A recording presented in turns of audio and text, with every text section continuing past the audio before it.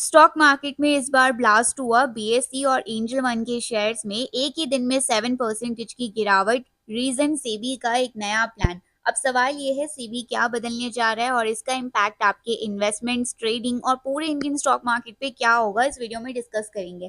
21 अगस्त को Bombay stock exchanges के shares एकदम गिर गए 2335 तक। साथ ही एंजल वन के शेयर्स भी 7% गिर गए। न्यूज रिपोर्ट्स के मुताबिक सेबी प्लान कर रहा है डेरिवेटिव्स कॉन्ट्रैक्ट्स के टेनर और मैच्योरिटी को एक्सटेंड करने की।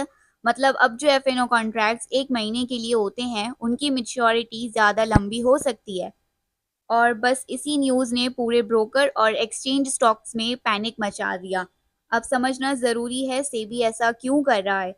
एक रिपोर्ट के हिसाब से 91% इंडिविजुअल ट्रेडर्स एफएनओ में लॉसेस करते हैं। सिर्फ फाइनेंशियल ईयर 25 में ही लोगों ने 1 लाख करोड़ रुपीस से ज़्यादा खो दिए डेरिवेटिव्स में ट्रेडिंग करके। एफएनओ का असली पर्पस होता है हेजिंग और रिस्क मैनेजमेंट, लेकिन इंडिया में ये ज़्यादा यूज़ हो रहा है और शॉर्ट टर्म स्पेक्युलेटिव ट्रेडिंग के लिए। और अल्ट्रा शॉर्ट टर्म ट्रेडिंग से प्रॉब्लम ये है कि पैसे नुकसान में जाता है और मार्केट हेल्दी ग्रो करने की जगह गैम्बलिंग जोन बन जाता है। सेबी के चेयरमैन तुहिन कांता पांडे ने एफआईसीसीआई कैपिटल मार्केट कॉन्फ्रेंस में बोला, हमें डेरिवेटिव्स को लॉन्ग टर्म इन्वेस्टिंग और हेजिंग के लिए डिज़ाइन करना होगा। ज़्यादा लंबी मैच्योरिटी वाले प्रोडक्ट्स इंट्रोड्यूस करके मार्केट को स्टेबल बनाया जा सकता है। साथ ही कैश मार्केट जो असली शेयर्स की बाइंग सेलिंग है को और डीपन करना ज़रूरी है। उन्होंने ये भी हाईलाइट किया कि आखिरी 3 सालों में कैश मार्केट के डेली ट्रेडिंग वॉल्यूम्स डबल हो चुके हैं। मतलब इंडियन इन्वेस्टर्स का इंटरेस्ट स्टॉक्स में डायरेक्ट बढ़ रहा है, जो एक पॉजिटिव साइन है। अब सवाल ये है, अगर सेबी मार्केट इम्प्रूव करना चाहता है तो फिर बीएसई और एंजल वन क्यों गिर गए? सिंपल है, एक्सचेंजेस लाइक बीएसई, एनएसई और brokers like angel one, Zerodha का सबसे बड़ा इनकम सोर्स है एफएनओ ट्रेडिंग वॉल्यूम। अगर सेबी कॉन्ट्रैक्ट्स को लंबा कर देगा तो शॉर्ट टर्म ट्रेडिंग थोड़ा कम हो सकता है। मतलब कम वॉल्यूम, कम ब्रोकेज रेवेन्यू। इन्वेस्टर्स ने यही रिस्क समझ के पैनिक सेलिंग कर दी, इसलिए दोनों स्टॉक्स में डबल डिजिट इंट्राडे गिरावट देखने को मिली। सेबी के कंसर्न्स न्यू नहीं हैं। पिछले महीने ही सेबी के whole time member Anand Narayan ने वार्निंग दी थी कि ultra short term FNO trading एक बबल बन सकता है जो कैपिटल मार्केट की हेल्थ को खराब करेगा।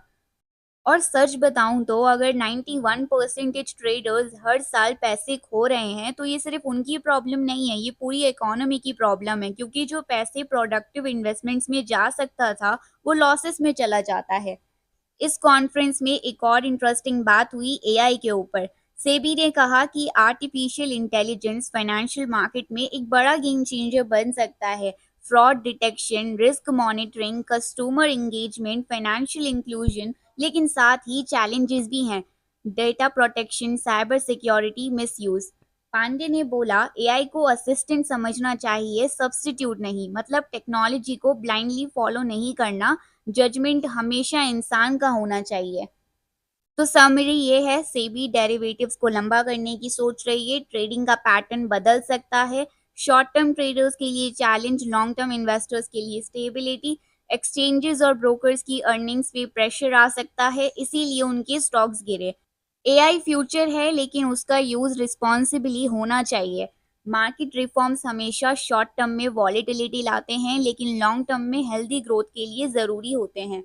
क्या आपको लगता है सेबी का ये स्टेप सही है? डेरिवेटिव्स कॉन्ट्रैक्ट्स को लंबा करना चाहिए या शॉर्ट टर्म ट्रेडिंग भी छोड़ देनी चाहिए ट्रेडर्स को? कमेंट में आप अपना व्यू ज़रूर शेयर करें। और अगर आपको वीडियो इन्फॉर्मेटिव लगा तो इसे लाइक करें, शेयर करें और चैनल को सब्सक्राइब करें। ये वीडियो सिर्फ एजुकेशनल पर्पस के लिए है, स्टॉक रिकमेंडेशन या बैंक एडवाइस नहीं है। कोई भी इन्वेस्टमेंट डिसीजन लेने से पहले एक सर्टिफाइड फाइनेंशियल एडवाइजर से कंसल्ट करें। Thanks for watching.